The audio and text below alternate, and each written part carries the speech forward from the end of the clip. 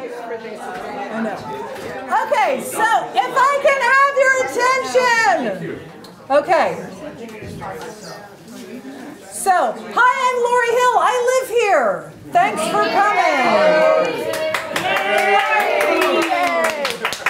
And that's my husband, John, in the back, the guy behind the camera. And this is not for amplification, this is for recording. So we're going to make a video for those who couldn't come so that everybody can know, what we have to say. So first off, we're going to start with Gina Mathias, who is the Sustainability Manager for the City of Takoma Park.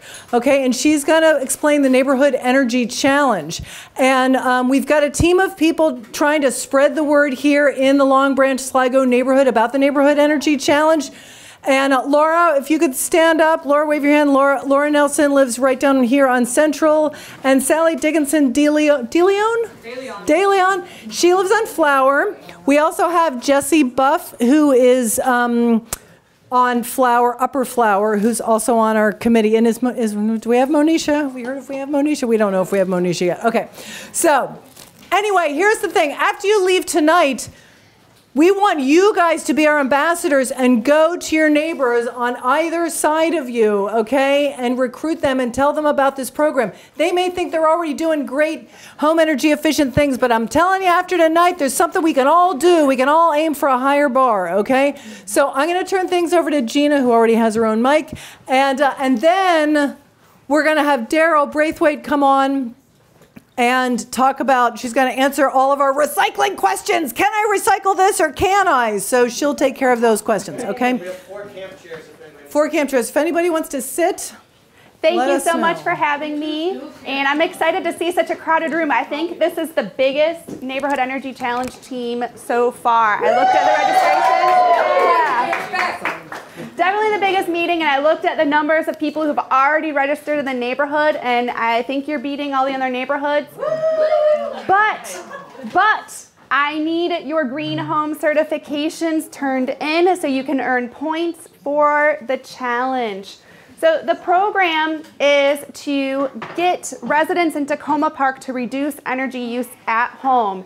It's the biggest source of energy use, and it's the hardest to accomplish.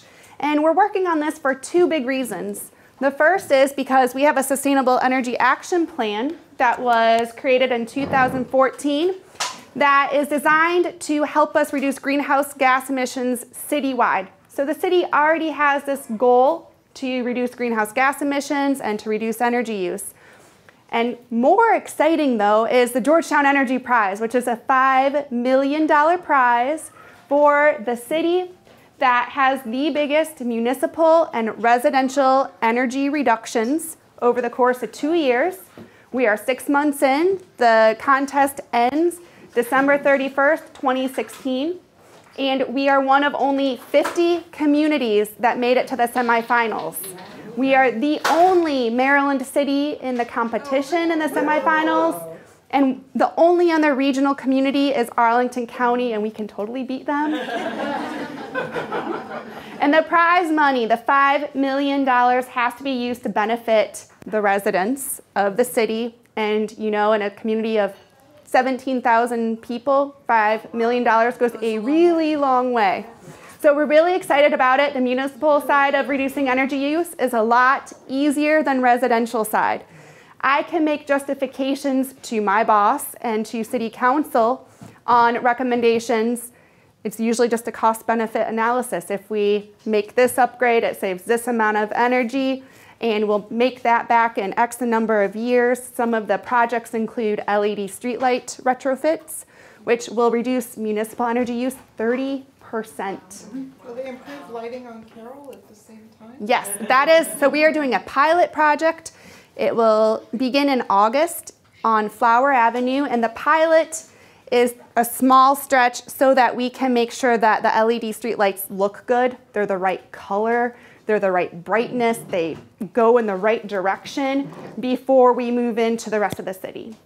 So that's a little bit easier than getting people to do things at home. Getting people to change their behavior and to save energy at home is really hard. So I looked at best practices around the country, and neighborhood energy challenges seem to work because they're fun. It has peer pressure, and there is money involved. So there's a $2,000 prize for the neighborhood that gets the biggest energy reductions with the most participation. And that $2,000 your neighborhood can use for a community enhancing project of your choosing.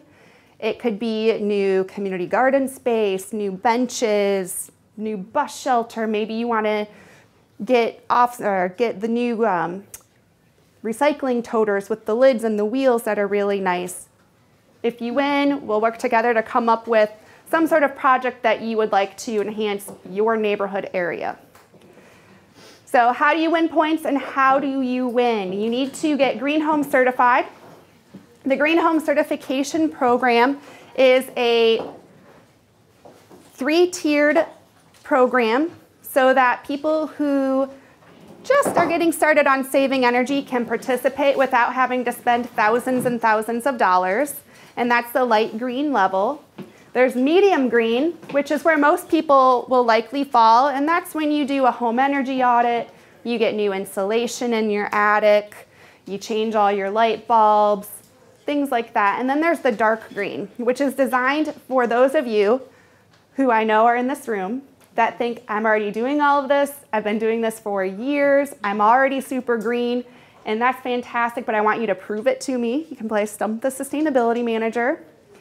And there might be something on that checklist that you haven't gotten around to yet. The dark green checklist is probably going to nudge you towards getting around to some of those projects that have been on your list for a few years, like replacing your appliances, getting solar energy, something like that. So you work through the checklist, and the booklets are all on the back table. And as you complete each checklist, you can email me your checklist, you can drop it off to me at the Public Works Department, you can snail mail it to me, and I will get you your certifications. If there is an item on the checklist that doesn't make sense for your home, that's okay. It is not one size fits all, because I know all of the homes in Takoma Park are very unique. It's not a cookie cutter neighborhood, it's not a cookie cutter city. So if there's something on that checklist that you want a substitution for, just let me know. If there's something that doesn't make sense that you can't do on your home, that's okay, just let me know and I'll work with you. The best way to get started on getting Green Home certified is to get an energy audit. We are offering a special limited rebate for energy audits. They're already subsidized by PEPCO. They normally cost $300 to $400. PEPCO qualified contractors only charge $100, and if you get your energy audit now as part of this program, you can apply to Takoma Park for a $100 rebate, so it'll be free. And even better is on top of the PEPCO rebates for insulation and air sealing jobs, which are $2,500, you can get an extra 25% up to $500 from the City of Takoma Park for making energy efficient improvements to your house, as long as those improvements were recommended by a certified energy auditor and that they have a 12-year or better payback period. And the money for the rebates is first come, first serve. So don't procrastinate, don't wait, because once the money's gone, it's gone. So you want to get those rebate applications in as soon as possible and start working through the checklist as soon as possible. So question, if you already did the energy audit a couple of years ago, can you check it off? Yes. If you already have had an energy audit. Attic, you can check that off. Yes. So if you replaced your appliances, you can check it off. Yes. And I will do a quick verification visit. So for every Green Home certification that is turned into me, if it's medium or dark green level, I'm going to do a quick verification visit with you, or I'll send out one of our sustainability interns to come do that. Yeah? Can you just repeat questions so we get them? Oh, sure. So the question is, what if you've already had an energy audit, but it was a couple of years ago? And what if you've already made improvements, but it was a few years ago? You just check it off on your checklist because you've already done it. Can I ask a follow-up? Yes. If you've already had one and done improvements, can you do it again to see what other, like, if the improvements worked and what else you can do? Yeah, so you can get another energy audit. Through the PEPCO subsidy, you can only get one for $100. So you would likely have to pay full price. However, some of the contractors will offer you an audit refresh for just $100. And we will offer you rebates on any work that results from that audit refresh. But in the case that it's a second audit, there would not be a rebate since it's a second audit. And you don't need to get a new audit if you haven't made major changes, remodeling to your home. Those situations generally stay pretty consistent. And for help picking a contractor, in the energy booklet, there is a preferred contractor list. There are over 30 contractors that you can choose from on Pepco's website. You can use any one of them. I think that's really overwhelming, so we narrowed down the list and picked 7 contractors that are local, so they're within 20 miles of 7500 Maple Avenue. They signed our anti-nuclear proliferation agreement, they signed our living wage agreement, and I have a list of their services and checked their references. So I would recommend going with one of those seven contractors to get started. Yes? I have 2 questions. I'm just looking through here. I don't see, it looks like it's all literal inside the house. I don't see something I was expecting like lawns, the type of lawn and whether you use leaf blowers and even mowers. You know, like one mower, 1 hour is 10 hours of a car. It seems like lawn, the type of lawn ought to be here, and whether you use a broom and a rake as opposed to leaf blowers. And yeah, those diet or their dietary changes are also key. That's a great question. So Mary's question was that this, and very literal for things that are happening inside your home, and that is for several reasons. The first is that I wanted to keep the program focused on action items that would help us with the Georgetown Energy Prize. And those actions are things that reduce your Pepco bill and your Washington gas bill. If it doesn't affect those 2 bills, it won't help us with the contest. And another reason is that if I included all of those excellent sustainability actions that help reduce greenhouse gas emissions, the list would have been too long. And I want this program to be easy to enter with low barriers, so I don't scare away people who aren't already environmentalists. And lastly, we want to include those things in subsequent years. So the Green Home Certification Program is going to be a new multi-year program for the city. And in subsequent years, we'll have different themes and different focuses. And so we can come back to items like lawn care and outside habitat, transportation, lifestyle choices in further years. So we would like to see it be a new program that is carried on. People can come back and get energy certified. They'll be able to get transportation certified, habitat, other things. One follow-up. On the Pepco's Energy-Wise, whatever rewards program, I think they require you to have a smart meter. That's why I didn't sign up for it, because I don't want a smart meter on my house. So in that case, then, what we can do is find a substitute action. And Mary's question was she didn't want to do Energy-Wise rewards. And that's just fine. We'll find a substitute action. There are a million ways to save energy, and I just at some point had to narrow the list down, and that way I can offer substitute actions to make it easier on people.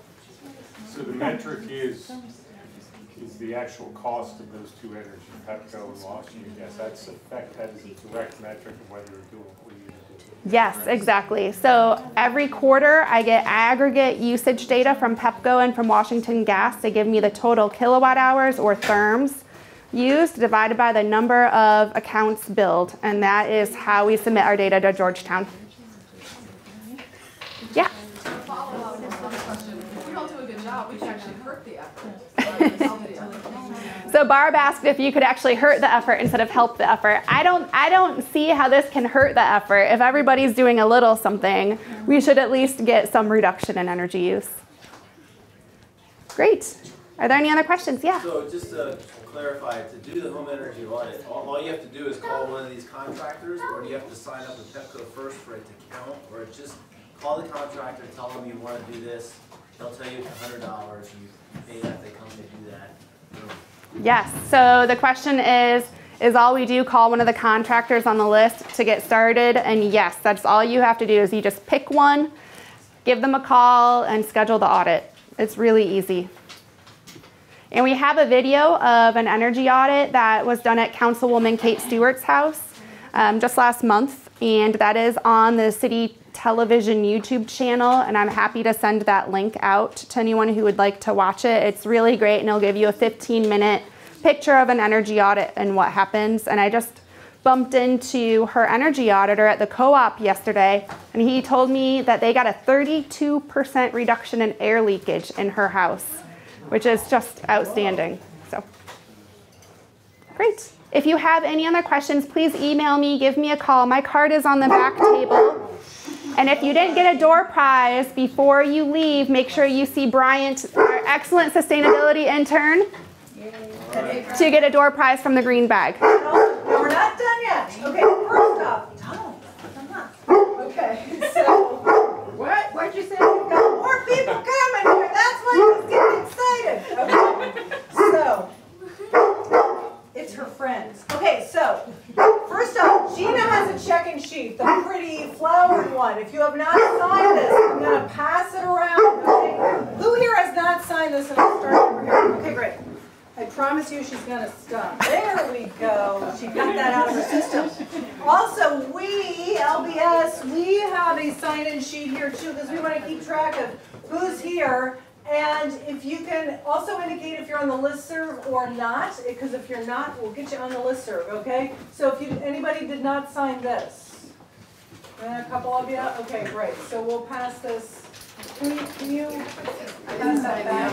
And Lori, I forgot one thing. Okay, sure, go ahead, Gina. One last note, on July 18th, we are having a service day for homebound residents. If you know any homebound residents in the neighborhood that could use some help with changing light bulbs, furnace filters, cleaning refrigerator coils, things that'll save energy, let me know, and we can get them signed up to participate. Did you talk to Wolfgang about that? Yes. Wait, I'm sorry, so the homebound thing, you just need to put them in touch with you. Do they have to go buy the light bulbs? Or No, I am supplying all of the light bulbs and the volunteers. It's in conjunction with the Adventist Church. It's their community service day and with Lifelong Takoma. Great, thanks. Great, thank you so much, Gina. Okay, so I'm going to turn things over to Daryl Braithwaite, and why don't you just give us an overview of the updates, the latest things going on with recycling, like the whole plastic bags and composting and all that kind of stuff. He gave me my own. I'm wired. And then also I want you guys to say, hey, what about this thing? Can I recycle this thing? I've always wanted to know if I can recycle this thing, because I got a pile of things in my office I'm going to bring out, okay? And we've got our own questions. Yes, exactly, show and tell. Or you can go through my recycle bin and tell me if I'm doing it properly. Okay. Thumbs up, thumbs down. Yeah, really. I brought this, just a quick hit of stuff. Not that anybody needs more paper, but it's kind of a quick list of do's and don'ts that for most people is what they're looking to clarify. Anyway, thank you all for coming, and we're really excited about the sustainability program and the energy challenge. It's really inspiring to see this neighborhood come out in such numbers, so that's pretty cool. So what is your role? I'm Daryl Braithwaite, and I'm the Public Works Director for the city. And I've been here a long, long time. Many of you I know from all kinds of things. But I was hired by the city in 1988 to start the recycling program. So my roots with the recycling program go way, way, way back. Okay. So part of the issue and part of the challenge is programs evolve over time because markets change, materials change, we change. So some of the confusion that naturally occurs in programs just happens because it evolves from the old days in the 80s to what we have now, which trash looks really different now than it did 20 or 30 years ago. Much lighter, actually, particularly for recycling. So some of what I want to do is just kind of quickly take you from the past to the present, and then we could launch into questions. We've got a number of exciting programs that the city has established recently. First and foremost, if you're not aware, we have a food waste composting program that was started a couple of years back. So it enables you to put your kitchen scraps, paper products like paper towels, and those types of things in a separate container that gets collected and composted. So that is expected to reduce our waste stream by about 10% if we get high levels of participation around the city. So originally, when the city first started this program, we had a private contractor driving around picking up piles of newspaper. I don't know if anybody remembers back then. You just set your paper bags out and the truck would drive by and pick it up. So the first shift was to add commingled materials to that, bottles and cans. And back in those days, we gave everybody a magnet because all you could recycle was your aluminum cans, so you needed to find out if they were aluminum or tin. Now, of course, we've evolved and can take all kinds of metal containers, all kinds of glass, food and beverage containers, and then the advent of plastics recycling, which has been a really mixed bag. And again, it's because there's so many different types of plastics available. We've also had a number of different processing facilities that we've used, and so sometimes that ends up changing the rules. We're currently using the Prince George's County processing facility on Ritchie Road in District Heights. And they have a single stream, what's called a single stream processing facility, which just means that the trucks come in with all types of recyclables mixed together in the trucks, dump it onto their sorting floor, and then the process takes over. There are some really interesting online videos of processing facilities if anybody's interested in seeing that. Both Montgomery County and Prince George's County have that online. We can get that information to you if you can't find it. But if you just Googled materials recovery facility or videos of recycling facilities, you'd see that. And they use a very interesting mix of magnets, electromagnetic waves, air blowing, actual human sorting. So there's a whole different process that they use to try to separate the various materials. One of the questions that I get asked, and particularly for purists, when you want to recover as many materials as possible, the idea of mixing them all together so that then they can be ground up and crunched in a truck, dumped on a payload floor and sorted seems a little counterintuitive. And we have to acknowledge that that's the case. So it's one of those issues that as you evolve a program and as you try to meet the needs of a community and wide participation, you end up instituting processes that are geared towards making things as easy as possible for people to participate. And also industries come in and set up processing facilities in the way that's most beneficial to them, which usually has economic drivers. Most of the recycling processing facilities in our area were established by the counties. Back when we first started, we were dealing with private processors. So we had one truck that picked up paper and we went to Southeast Paper Recycling. We had another truck that picked up the bottles and cans. We had a variety of different vendors that we would take things to. The economics have been so up and down over the years. All those private recycling processing facilities, for the most part, there may still be a few around, have all closed down. They just weren't able to make the economics work. And those were companies that have been around for decades, particularly Southeast Recycling, which was a big paper processing facility. So the economies of this kind of stuff, we're a bit at the mercy of what the large counties decide to do. And so that really drives our collection process. Of course, the most important thing about recycling is you're not really recycling it if you're collecting it. You're only really recycling it if it's getting reused and turned into something else at the end. And so that's what the processing facilities are set up to do. They obviously have a percentage of contamination just from mixed materials, broken glass, stuff that they can't use. It's in as many markets as possible for their materials because that's where they make their money.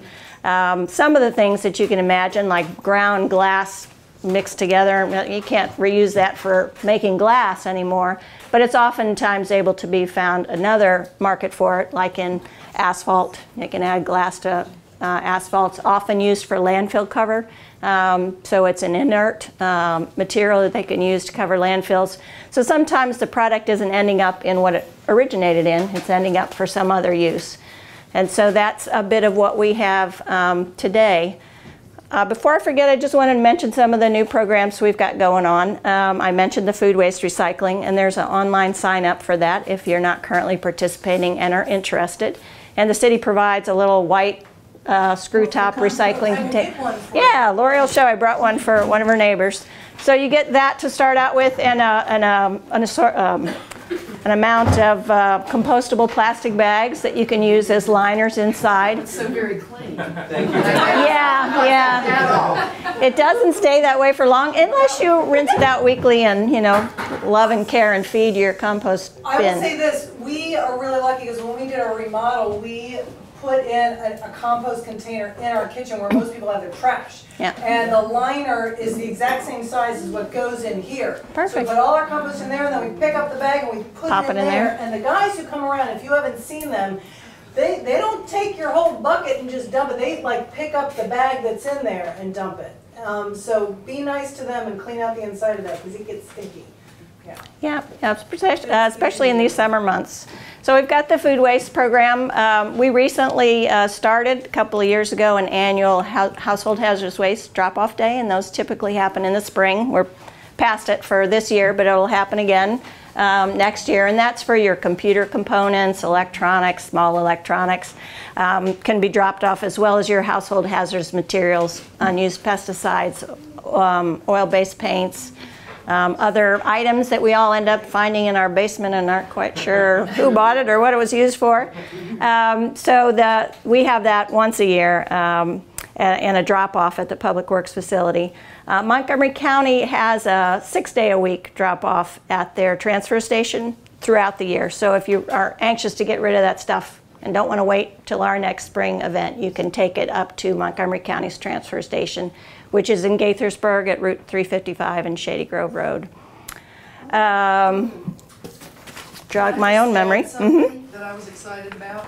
When I was at the police station the other night, I noticed that they have prescription drug drop-off. Right. That used to be only once a year. That used to be once a year, and they now have that for. I've been collecting mine and my clients' prescriptions. So But no liquids? What are the limitations? No liquids? I think it's all pill type, and I don't know that they take sharps either. So they're really looking for prescription medication that's in pill form.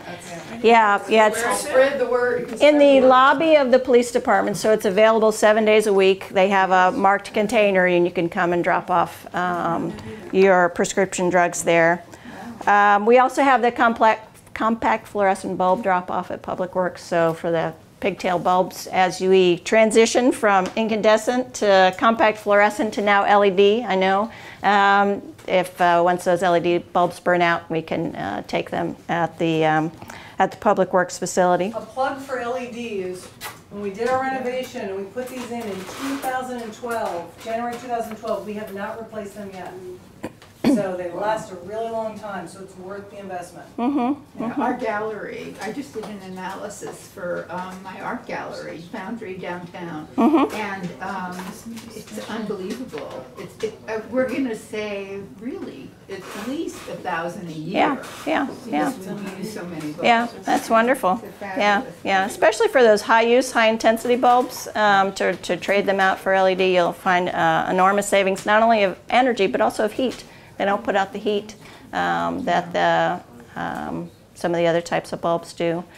The last thing I was going to mention was our used motor oil and antifreeze. I mean, we've had those up at the Public Works facility for years, decades, maybe even. Any of you that work on your own cars and collect the oil, we take it up there at Public Works. So now that we can't do plastic bags, you say take our plastic bags to Giant, and someone said to me today, can we, Hetty was saying, can we start a collection in the city of Takoma Park? We can just like bring it to the city, like just our bags. We'll have to check into that. My guess is Giant Foods won't want us to drive up and bring them well, no, I know collections that, of. but can we, sorry. Can I follow up on that? Are you ready for questions? Yeah, let's launch into questions. So here's my question about this. I heard through word of mouth, neighborhood buzz, that plastic bags were actually being collected for a minute there. Yes. And I was thrilled because I have been noticing that probably almost half of my recyclables are plastic bags or plastic-ish. They're not containers, but they're made out of plastic, and it's things that like cheeses are, cheeses and meats are packaged in, that kind of food packaging. And now I heard through neighborhood word of mouth that we're not, and I've called Public Works to find out, and you're confirming that. So I wonder if we could have an initiative. Can the citizens of Takoma Park somehow initiate a request, a petition, that there would be some possible program for collecting plastic bags and packaging. Even if the city doesn't make money from it, that would be a huge public service. We can take a look at that. We haven't, the thing we've done so far after learning of the ban, which was, I guess, at the end of June, so we didn't get much notice from our processor. The reason they stopped accepting plastic bags had largely to do with the damage it was doing to their equipment. They had to stop all the different gears and gadgets that they use and pull out plastic bags. It just becomes very difficult. They also tend to get highly contaminated with broken glass shards and things like that, so their value drops way down, and they're hard to market because, again, like I mentioned, if you don't have a place to go with it, it's not really recycling, it's just collection and storage. So what we were able to take up till that point, what we advertised is we took plastic bags that we encouraged people to bag together, like your grocery bags together, your newspaper bags together. The issue when you get to plastic film that's been used to wrap food is it has a food contamination issue, so that's just not a recyclable item. Anytime food mixes, unless of course it's a, kind of a hard product like glass or a metal can, and even there it's best to rinse it out before you put it in your recycling container. When you get the food contamination, it no longer has a value as a recyclable. So peanut butter jars, etc. are out? No, plastic film is what we were talking about, yeah. What we're no longer taking and we previously were was plastic bags. So the first thing we had an intern through Gina's office look into is calling some of the local department stores and grocery stores to see what they're doing with their plastic bags. So as we tell people, hey, we're not taking plastic bags anymore, but you can take them to your grocery store when you go shopping. We wanted to make sure that those programs were alive and well and actually functioning in the way they are. We still are having difficulty nailing that down, so I can't say definitively, absolutely, we know that that's happening yet unless Gina has an update. The bins are there, but most of the store managers don't know, other than they get picked up mysteriously or they go to the warehouse and are likely marketed and sold. Yep. So we're still tracking that down. The other option, as you mentioned, is orchestrating some type of drop-off, and so that'll be the next thing we can look into. The biggest issue is markets, and we have to have a market for them. And I just recently caught glimpse of a large plastics recycling facility that's going to be opening up in soon, I don't know where, but it was literally like on the radio and I caught the tail end of the story. So there could be some changes coming down the road, in a good way, in terms of increased capacity, because that's always the issue. You need to find the end game, the end user, the person that will buy what you've stored up and cleaned and sorted. But I've got a question. So, first of all, just try to not use a plastic bag in the first place, but I also realize that sometimes, like, you get bread, obviously there's not really any avoiding that. So if that's had food residue in it, usually most places won't take that either. They don't want that. They consider it contaminated. They consider it contaminated. Now, again, whether a sandwich bread bag, which can be cleaned and rinsed, is the same as something that wrapped around your cheese, which has that grease level. Again, it's kind of a different issue. The other thing I wanted to mention is that one of the city council member, Jarrett Smith, has drafted a plastic bag ban, and he's going to be introducing it for discussion in a couple of weeks at a Monday council meeting, and then it's scheduled for potential consideration later on this summer. So that is something that's kind of sitting out there, and we've done a little bit of analysis of it. It would restrict the use of plastic bags for food products, and you wouldn't be able to get them when you go to the store and they load your, even if you ask for them. And then they would also have potentially a charge related to the paper bag that you would get as an option instead. So the legislation that he's looking to introduce was introduced earlier in the state of Maryland but didn't pass. So it's based on kind of the best practices that have been identified from folks that work on these issues. So that's kind of a topic for future consideration. If it's something you're interested in, we'll definitely have updates on the city website and try to keep people posted on that. I raised my hand first. Yes. Okay, sorry. Go ahead. Get mine next in line. Yeah. I wanted to see if there are plastic bags that have been created from recycled plastic. got it at Ace Hardware. How about that?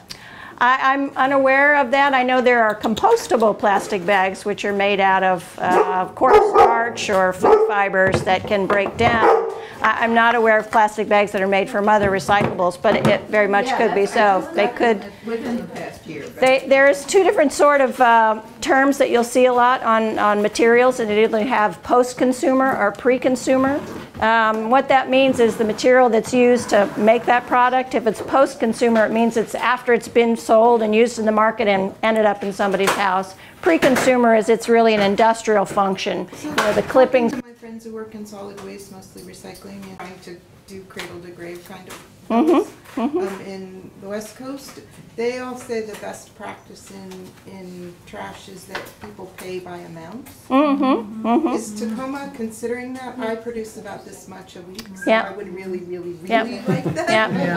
I'm tired of paying for 3 cans in front of other she asked about programs such as what's the lingo is kind of pay as you throw. Basically, they're different amounts of cost for trash collection based on the volume of trash that you're generating or the weight of trash you're generating. Usually done by people buying people, typically it's been done a couple of ways. Some is you sell, the community sells bags, and the number of the bags that you buy is how your fee gets levied, or tags, and you tag your bags, and that's how the fee gets levied. Or you have a container size. That you pay. Yeah, you have a container size, and you get the small, medium, or large size, and then you pay based on what you need on a weekly basis.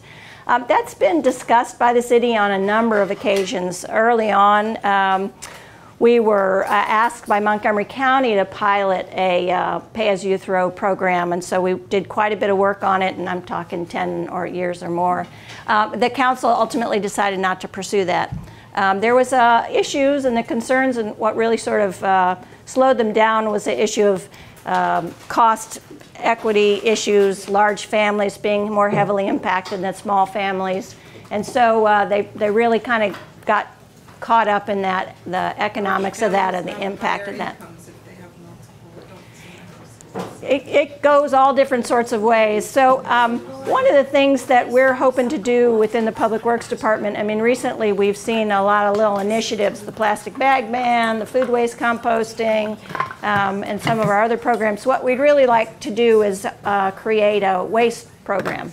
You know, basically a zero waste strategy, if you will, or a near zero waste strategy, which is again some of the lingo that's out these days addressing those kinds of issues, so that we basically set ourselves a goal. Here's where we want to get, and then we can build the programs that most effectively get us there.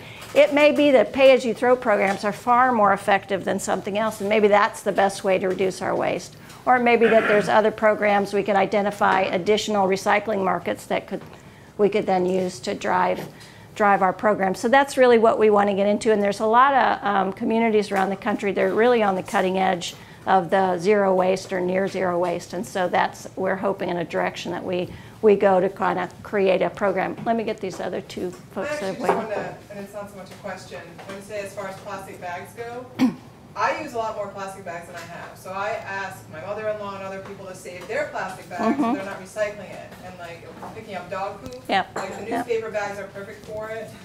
All the plastic bags you get at the store, we use it for kitty litter, and then you're not buying plastic bags for that purpose. So as a neighborhood, you can always ask your neighbor who gets the paper, you see them get it every day.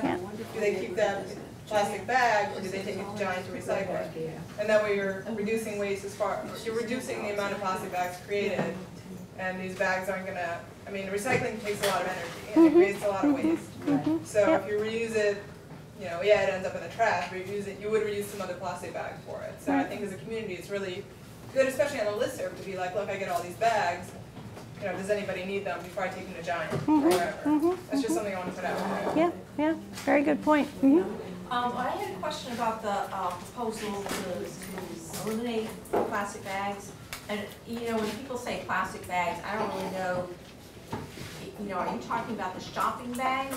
It typically refers to the grocery bags, the carry-out containers. Plastic bags and plastic bags. And so I was like, you know, it's hard to do without plastic. Yeah, it's typically in the, you know, when you buy something at a grocery store or get your carry-out food. It's that type of bag. And it comes searching. Because I need more. Yeah, no, I mean, it's hard. You know, it's like the kitty litter or something. And Right. it's hard to do without plastic. Right, right, yeah. To follow up on plastic bags, so I get mulch in these great big plastic bags. Just throw them away afterwards, yes? We don't have a market for them. Okay. Yep. Well, I do. I use them for that, but I have more than I can use. Give us to your neighbor to buy mulch. Yeah. So just to clarify, I think this is what you were saying, that I had been starting to clean out the food bags, like bags that we get frozen food in and whatnot. I tried that. But it sounds like those just aren't, like I shouldn't even be turning those into Giant. Is that right? Giant is looking, and again, we're confirming this, but Giant is looking for grocery bags primarily. They're looking for a really consistent stream of material. They don't really want to sort and deal with a lot of different types of plastic because the film that wraps a pound of cheese is different than the plastic that's used in a plastic bag. So they are different types of plastics as well as weights of plastic that change the way they can be managed. At this point, there's not really anything we can do other than like reuse them for a purpose, like you were saying. Reuse them for a purpose. Try to take a look at alternatives within the market. You know, if you go into the store, if there's something that's wrapped in something that's a little less. I mean, I'm remiss by not mentioning one of the city's new initiatives, which is a polystyrene ban. So that went into effect July 1st, and that basically affects food service.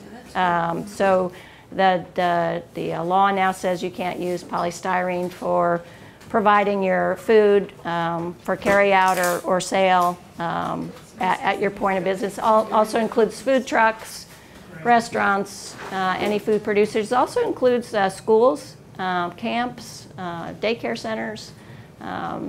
So it will have a large impact. The city has recently developed a web page on the polystyrene ban, and so there's a lot of information. If you know somebody who's in the business of producing these things and they need to know where to find alternatives, we've got tons of information on markets and cost analysis and suppliers. So there's a lot of information available on the city's website on that.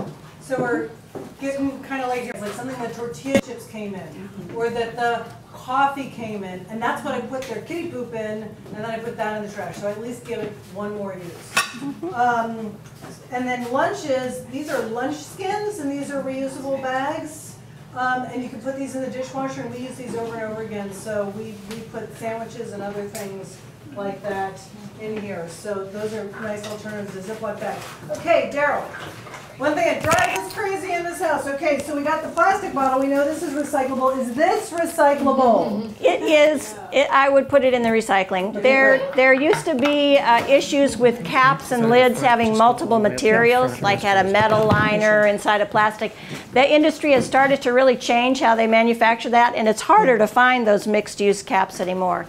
So in a case like this, I think other than the spring, pretty much everything in there is of the same type. Other than the spring. So what do you mean? I got to take the spring out? No, but it wouldn't create a contamination problem. Okay. Typically what happens with the plastics that end up in the processing facility is once it's sorted into its type, to the degree that they can, it then gets flaked, shredded.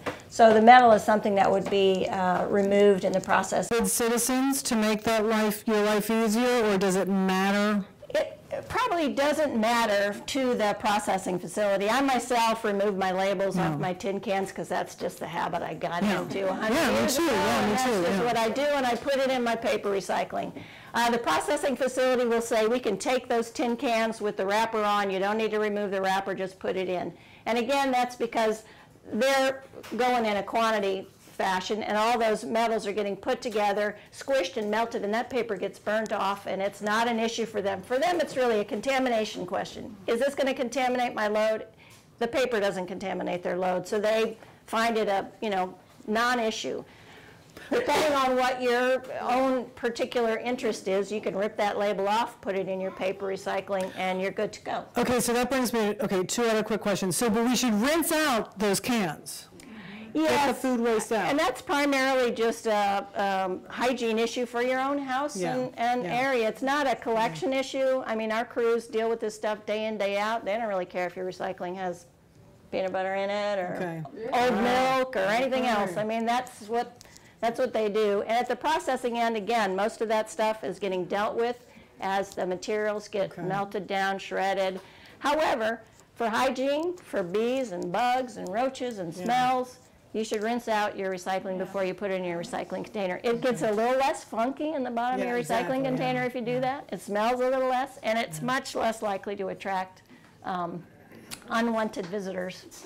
Now, we used to have a separate container for all of our paper and a separate container for bottles and cans, but we know you guys just commingle everything, so we stopped doing that. Should we? It doesn't really matter, because then what worries me is that then a lot of the paper starts sticking to things it shouldn't stick to, and then it's a contaminated batch, and I'm not doing good to the earth. All the information that we put in, and this is probably the biggest question and the biggest stumbling block, and you all can help me figure out how we can make it any clearer for folks so we can help alleviate this question. The way we do pick up single stream, so everything that you put out for recycling goes into the same truck. It wasn't always that way, but that's the way it's been for the past 7, 8, 10 years, a while back.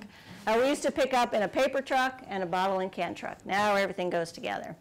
What we ask people to do is use their recycling container for your bottles and cans. That's really what we purchased it for, and kind of what it's sized for. Put your commingled stuff in there together. What we ask you to do with your paper products is to put it in a paper bag or tie it in a bundle.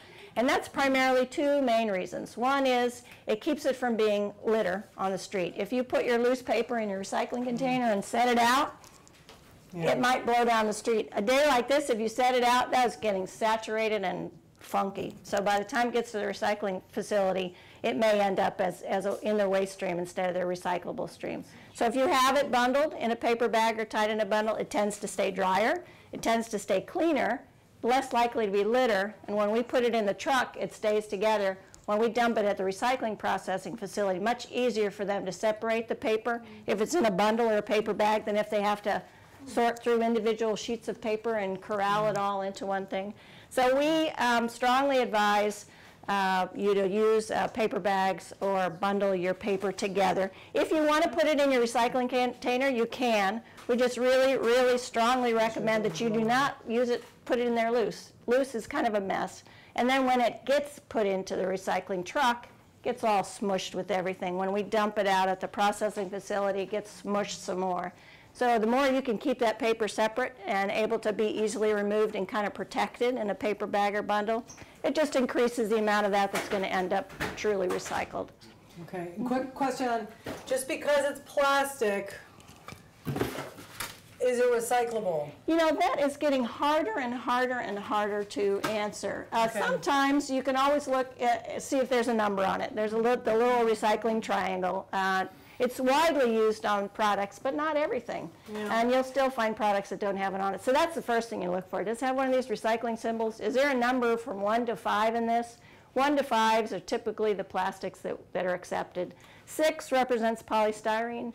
Polystyrene really has no market in our area, so 6 is not something, whether it's foamed or unfoamed. There's, polystyrene can be a solo cup, or polystyrene can be what you think of, those white foam cups or the foam clamshell containers. So those are not recyclable.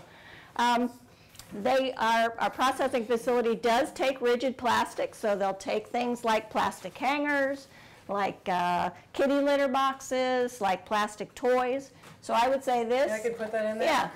Yeah. To me, that's the same as a rigid plastic. Now, will we be putting something in that potentially doesn't have a market? It's possible. I think the better focus is to try to make sure your stuff is clean, try to make sure it's, it's as accurate as you can. There will be some sorting and some removal of stuff. My guess is that at the facilities end, their markets change monthly as well. One month they'll have a market for PVC, 1 month they won't, so they store, they strategize, and they sort their stuff as the market demands. And there may be a point in time where the site just isn't financially feasible, so some load of plastic may get disposed of instead of recycled. And then when the markets improve, they'll then sell it. A lot of it has to do with how much storage space they have, where they can put their bales, how active their marketing is, and where the local markets are around our region, the Mid-Atlantic region, where they can sell and move these products to. So Kathleen, you had a passionate about their job. Yeah. They're very motivated. Quickie, Sarna. Quick I'm answer. sorry. In Sanibel, they have an incredible program to do away with the plastic water bottle. And they actually give out a Sanibel, which is made, of course, of recyclable material. And you keep that and you fill it up. Right. Yeah. Right. And I think that's an incredible thing to do. It's so easy, isn't it? Yep. And also, then there is also a filtered water. There are these Filtered water filling everywhere, station, but we don't right. really, essentially, we could do a Takoma Park. We need to advocate for them. Yeah, the city hall, if you've been at the community center lately, we've started to retrofit our water fountains with bottle fillers. Yay. So there's a couple, one at Public Works and one at the community center. There'll be more this year. But that same idea, we're changing habits, where instead of buying the individual water bottle, you can bring your reusable bottle and fill it up. Yeah. Well, yeah. Yeah, Gina. And there's a new program called Tap It that is designed for local businesses. They'll refill your water bottle for free. And I have a link to the local businesses in Takoma Park that are participating on the takomaparkmd.gov/sustainability. And you can find a link to the Tap It. It's Cap City Cheesecake, and I'm trying to think. There's only two, couple, but I would, hopefully shockingly. it'll expand and Yeah, it'll be all the businesses. Our new neighbor, Winnette, who's been here how long? Not even a week? On Garland, who we stole from Bethesda. What was your question? Quickie, all this is really great to hear. Do you recycle lids on like a metal lid on a glass juice bottle? Or the one that always gets me is the plastic cap on a paper carton of milk. The plastic cap on a paper carton of milk tends to be consistent, all the same type of plastic. You can put that in with your recycling. The downside, of course, is something that small is likely to end up in the waste stream at the processing facility. Is it recyclable? Yes. Will it get recycled? Who knows? And should we remove it? I myself put it in with my recycling. You mean you keep it on the bottle? That's what I'm saying. Oh, and the paper gets your paper milk carton will get separated into the paper stream, and that plastic lid will have to be removed. So your aseptic juice boxes as well, you can rinse those out and put them with your paper because that's where they're going to end up. Instead of with your bottles and cans in the commingled container. So any kind of juice boxes, milk cartons, they can all get recycled and put with your paper. If you collected them and did a plastic bag of caps, would that give it a better chance? I don't know. I don't know. Put a little note, does this work? And then the metal lids on the metal lids, typically when you open them up, if they have a plastic liner on the inside, it's a problem for the recycling. If they tend to be consistently all their, same material, they're more likely to be able to be recycled. Okay. Okay, Mary, final question. Really, final question. Mary. Batteries, we used to recycle, but we don't anymore. We because hardware takes them, so people know, right, the city is no longer taking them? Right, we're no longer taking them. The battery industry has kind of remanufactured what they make in terms of batteries and the heavy metal quantity, so there's no longer the infrastructure in the area for places that will accept your batteries. Montgomery County used to accept it at the transfer station. They no longer do. We'll have to have a conversation with ACE to see what they do. I was just up there, they took my batteries.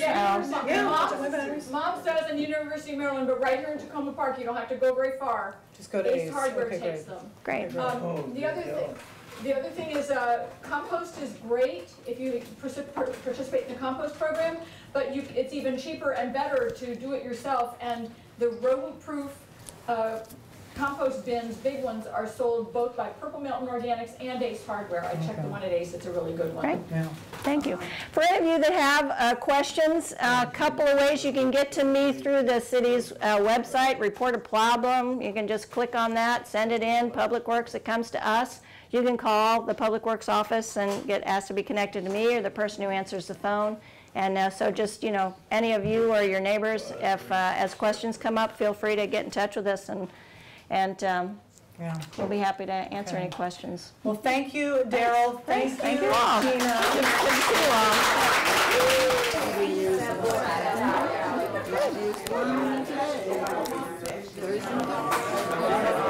It's wonderful. I just want to say thank you so much.